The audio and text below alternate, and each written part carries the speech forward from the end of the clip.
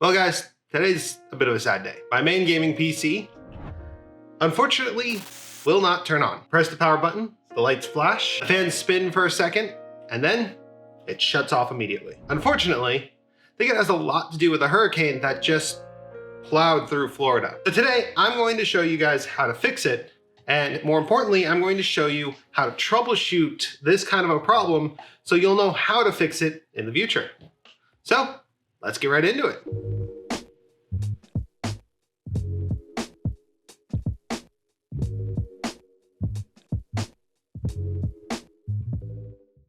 It's energy drink, by the way. This isn't anything explicit. It's Sour Patch flavored. How's it going, guys? My name is Wolfie, and you are watching GreaterThanPie. So, what's going on here? Well, more than likely, we are dealing with an issue with the power supply.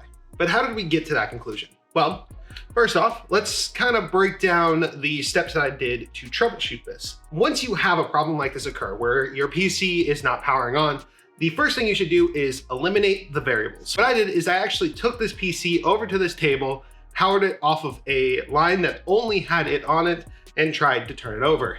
Unfortunately, that did not work. So because that did not work, I knew that the problem was not with the wall power, which does help us a lot. Now, I did have a fortunate encounter where the PC did post, but it would not do it consistently.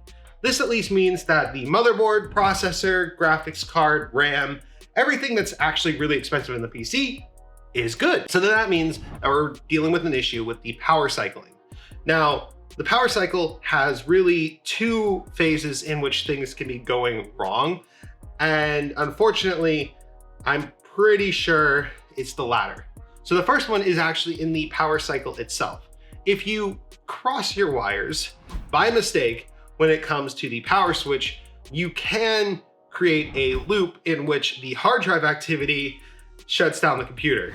This only happens if you accidentally put the hard drive power LED into the same spot as the power reset. And realistically, it's not something that should happen to a PC that was working completely fine.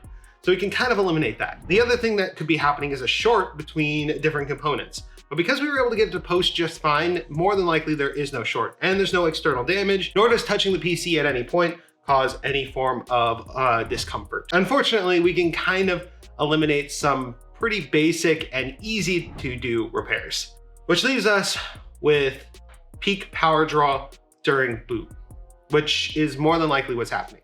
So the power supply has a capacitor in it that is usually charged with enough electricity to get it over that initial threshold to power on.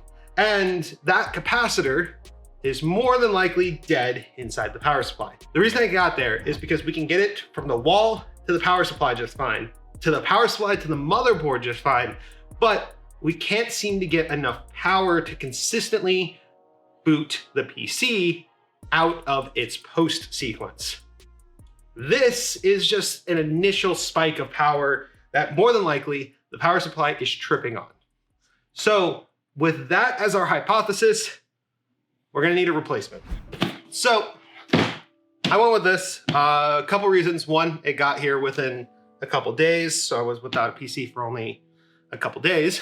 And more importantly, look at the size of this. This is actually a standard ATX size power supply. It's 1,000 watts. That's not as common, especially for Corsair, who I generally use as my power supply vendor. So we're gonna swap this for the one that's in here. I'm also going to install EPS extension cables because they're not currently installed. Let's just say you're not going to want to mix the Corsair cables with the NZXT cables. So yeah, let's start taking things apart because this is going to take a little while to get through. First, let's take a closer look at this power supply because this is actually pretty cool. So I didn't know NZXT made power supplies.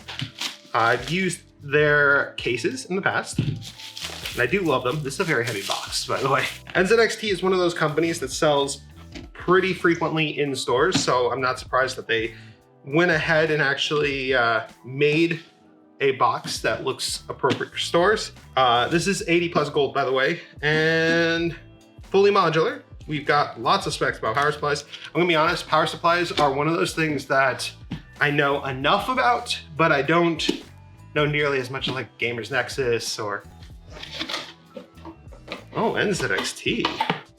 You're spoiling me here. Look at this. We got a card. It's got like testing on it. Nice. This is premium. I love this NZXT. Like, this is amazing. Now, Corsair came with a bag too, but not with a zipper. All my cables are in there. That looks so good. And then in here should be our actual unit. Holy cow. Oi, she's a dense little thing, but this is 1,000-watt power supply. Look at this. Do not connect cables from other power supplies. Unfortunately, while ATX itself is a standard, meaning all of these output pins will always be the same, the input pins aren't always the same. And where they put those pins can make a huge difference. Not to mention, some power supplies don't even use all pins to power things. So unfortunately, when it comes to power supplies, you need to either have extensions in place, which you can swap extensions just fine because all extensions are universally compatible. But if you have custom cables from, say, Cable Mod that are designed for a Corsair CX850M, you cannot use those same cables on an NZXT C1000. I know power supplies don't get a lot of love when it comes to PCs. And it's because they're kind of like, they're not a very glamorous part. I mean, look at this. But as somebody who absolutely loves PC tech, to be holding 1,000 watts right here in this size and form factor, just nuts. Now, cable-wise, we've actually got more than enough. We've got 24 pin, which is standard still, PCIe and CPU. We actually have 2 up here and then another 3 down here, which will be exactly the amount of cables we need. There probably are bridge connectors in here, but if you are running a high-end graphics card, it's actually advised that you run your PCIe leads separate. And then we have peripheral SATA, which I think in this system, I don't have that many. We do have, interesting. So there's a 0 RPM mode. So if you were going for silence, you could turn it to 0 RPM. I am actually going to turn it to stay full power. We do have a trip switch in the back, which is exactly what we should have. So that should be set to 0 while we plug everything in. All right, so other than that, it's a very solid unit. Let's see what's in the back. Let's see what they give us. Like, what is the quality of these cables, NZXT?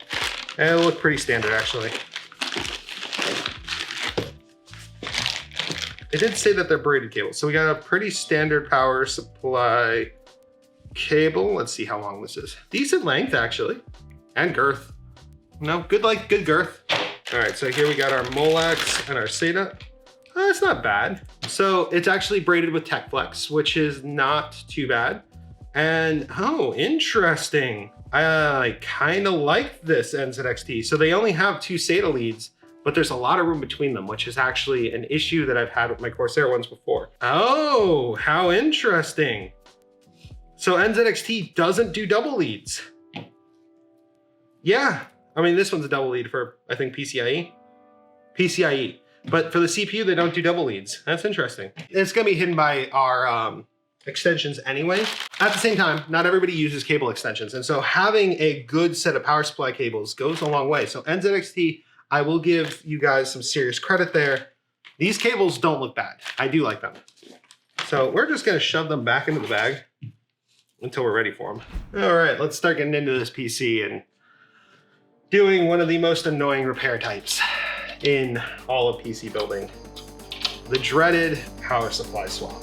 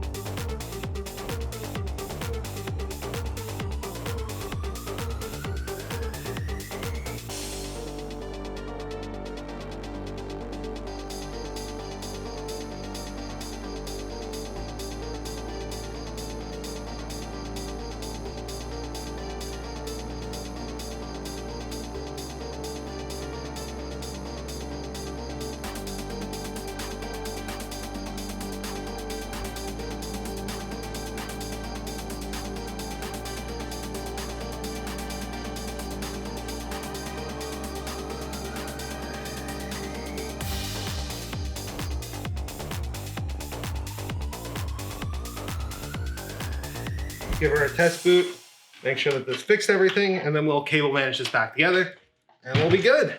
Now, we got here before, so. And she's alive. All right, well, that fixed it. So it was a dead power supply. Okay, and so as you can see, it's now running, it's posted, it's actually getting into Windows right now. So we're just gonna go ahead, we're gonna shut her down. We're gonna clean up all these cables, cable management. You guys have seen me do this a million times at this point. Heck, you've seen the system a million times at this point, but it's back to normal, it's alive. So there's a moral of the story here. One, use a surge protector. Now, unfortunately, I did have a surge protector, but for some unknown reason, it didn't trip, which is probably a sign to get a different surge protector. Two, in a hurricane, storm of any kind, where you think you might lose power, trip the switch on the back of your power supply. This will actually save it in the case of a surge, because it will be cutting it off at the source. Now, the power supply did its job. This power supply did do its job. Its job is to protect the rest of the PC. And it did just that. Unfortunately, as a casualty, it no longer works.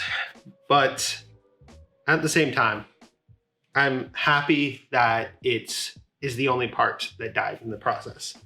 Everything else is good to go. GPU, CPU, RAM. So while this was $170 repair, could have been worse. Could have been a $2,000 repair. But that's what we're gonna end today, guys. Thank you so much for watching. If you enjoyed watching me try to bring this PC back to life and succeed, maybe consider giving it a like, comment, subscribe. I do content like this all the time. And if you have any problems that you've been dealing with a PC that might be similar, it's worth checking out.